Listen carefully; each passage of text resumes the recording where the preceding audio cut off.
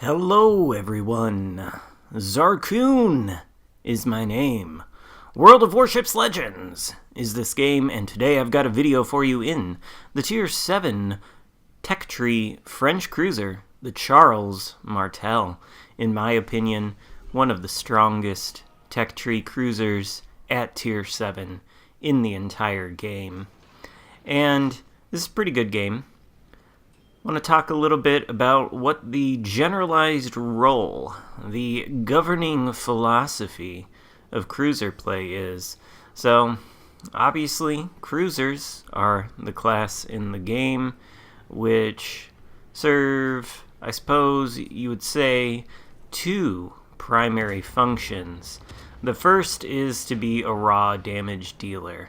The Charles Martel is particularly good at doing this with its 9 203mm guns that fire on this build at a rate of, one salvo every 8-something seconds. Very good at starting fires on enemy battleships and demolishing destroyers with that HE. The AP, also fantastic. Very good at beating the crap out of broadside cruisers, and I think we're going to see at least one instance of that. But the other role of the cruiser, in addition to just being a straight-up damage dealer to anything and everything on the enemy team, is to take out enemy destroyers. With the high rate of fire, the cruiser, very well equipped to do that, and that is sort of going to be my personal mission in this game. The first enemy destroyer, the Benson, has already gone down to friendly fire in the Delta Cap, but there are two more, and one has now appeared on the map. Inside of the Bravo Cap in the center, looks like he is squaring off against a friendly destroyer who finds himself caught in between the two islands directly to the north of me. You can see him there. I think I notice him right now. It is a vacuum. So I am heading his way to try to hunt him down. As it stands in the Delta Cap, there is a Colorado out there, and I think an enemy cruiser. So, with the Colorado's presence, I am not very inclined to push that way. Some cruisers at this tier are heavily armored, and, well, actually, I think only one of them could withstand Colorado caliber shells, and that is the Edinburgh with its 30mm bow armor. Charles Martel does not have that. I'm sure it has like 26 or 25mm of armor. So it does not stand up to battleships with 15 or 16-inch guns. They can punch through the armor. Instead, what it has to do is kite away and avoid taking fire, lest its armor be overmatched, like ours was right there for 4K by what I assume is an unspotted enemy battleship that is not accounted for on the map. There is a Tashkent who is firing at the friendly, I think it's a Moss out there. So we're going to pause right now. We're going to help this guy out. Colorado, 14 kilometers out there. Always got to be very aware of what has shots on you when you're spotted in a cruiser like this. And also exercise good map awareness. Pretty much between every couple of salvos, you want to be taking a look at the map to see.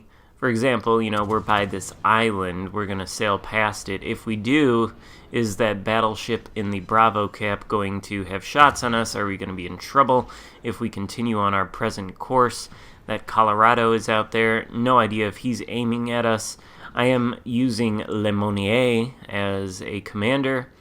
But Rue is somebody I do plan to pump some promotion orders into. I think he might be pretty good for these French cruisers with his skills that buff the maneuverability as well as the ingenious skill, which does give you an indicator of how many ships are targeting you. And I know there are some, like, machismo people out there that are like, oh, that's training wheels. That's training wheels. Experienced players, they don't need to know how many ships are targeting at them. All you do is just assume. You just assume that you're being targeted if you're spotted. Yeah, that's true. Assume you're being targeted if you are spotted in a cruiser, but if the game offers you a tool to tell you how many people are targeting you, and that tool is helpful in letting you determine how aggressively or defensively you need to play, then I don't know why you wouldn't be inclined to use it if you have access to it. Now, paying attention to the map has told us that there are a lot of ships out there, including an Iowa, that would have access to our broadside if we didn't take this corner very carefully. So now we are fully aware of these guys. We took a shot at the Iowa, but immediately we're switching targets to the vacuum because the destroyer, it's the cruiser's primary target, essentially. Anytime you have shots on a destroyer in a cruiser, it is your duty to your team, your job to take them. Tashkent out there too, he's coming in toward this friendly destroyer. I believe my presence here has deterred these two remaining enemy destroyers from causing too much trouble, and there we take out the Tashkent, presenting an angle to that Iowa, who I believe is on fire from one of our salvos. He has dropped spot now. There's nobody out there to spot him since the friendly destroyer is smoked up. York out there, very low health. Perhaps we can secure the kill on this particular cruiser, because there is no kill stealing in this game, but we can't secure the kill. Somebody else does it for us, which is fine. The vacuum is our final target here. Things are looking good, by the way. We've got a friendly destroyer in the Bravo cap flipping it. We secured 2 caps already, including the one that our team started with, the Charlie cap, and we are set up for major success here. We are significantly ahead on ship count as well, so things are looking pretty good for this game. And, throughout the course of this, I've sailed completely to the other side of the map from my spawn, which perhaps is not always good practice, but there are no really hard rules in this game per se. It's all about context, right? If you've got the context where the enemy destroyer in the Delta Cap is taken care of, and you've got battleships pushing in, but you notice destroyers elsewhere on the map that are easily reachable, then why not go after them when you are in a cruiser? Pretty beneficial to your team. And the destroyers are dead. That just leaves some battleships and I think a single enemy cruiser left for us to farm damage off of. And since things are going so well, I feel a little bit more comfortable getting a little bit more aggressive with this Iowa. Normally this is not something you want to do with the Charles Martel, and that is push into an enemy battleship, especially a very accurate enemy battleship with 15-inch guns, or 16-inch guns rather, like the Iowa has. And there he does take a shot at us before he goes down, but it's only a single overpen. We were angled, weren't paying as much attention as maybe we could have been to his shot. But that salvo or that fire, do we have a fire? No, I don't think we have a fire. That salvo nets us the high caliber medal on the Leon out there. And as far as dealing damage in a cruiser goes, you don't want to be aggressive in a cruiser like this, especially not at the beginning of the game.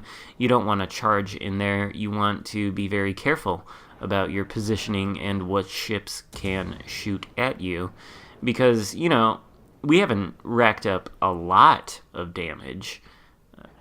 We've only got 102,000. We're going to end with significantly more than that after we farm some more off of these remaining enemies. But had we pushed into that Delta Cap initially with the Colorado there, and I think there was an enemy cruiser, I think it was an Amalfi, had we done that, pushed in aggressively, we might have sunk early on in the game and joined the 4 other blacked out ships on the top blue line up there. But we didn't. We preserved ourselves, and we are continuing to dole out the damage here. Switching to armor piercing on this Leon, who is giving a fair amount of broadside. Gonna kind of see what it does. Results, 2k, that's fine. And another AP salvo the Leon's this way, or the Leon's way, but we have noticed the Amalfi on the minimap making a run through this gap here, setting up the absolute perfect shot for us. And like I said, Charles Martel AP, not to be trifled with. Obviously that Amalfi doesn't have a lot of health, but he has 0 health now. With 2 Citadels, he goes down for our second kill of the game. That just leaves that Leon, and now basically this is looking like a guaranteed win. So we can be as aggressive as we want to be right now. I don't think it matters very much if we die. That Leon is not going to take down 3 remaining enemy ships, 2 of which are destroyers, before we either reach 1,000 points or the time runs out. Switching back to AP now, I'm kind of testing it out a little bit more as I play the Charles Martel, because the French AP is so good. I want to see what these 203mm guns can do against the broadsides of battleships. And honestly, we're getting a lot of shatters on this, so it may not be the most effective choice of shell.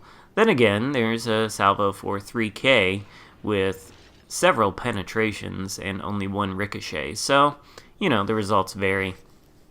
Anyway, we're at 940 points. That Leon looks like he's about to go down, and the game is going to end in our victory. So there's a nice look at the Charles Martel for you, one of my favorite Tier 7 tech tree cruisers. Hope you enjoyed it. If so, give it a thumbs up and consider subscribing if you haven't already. Thank you so much for watching. I will see you next time. Look at that, 3,000 base XP, very nice. I will see you next time. Goodbye.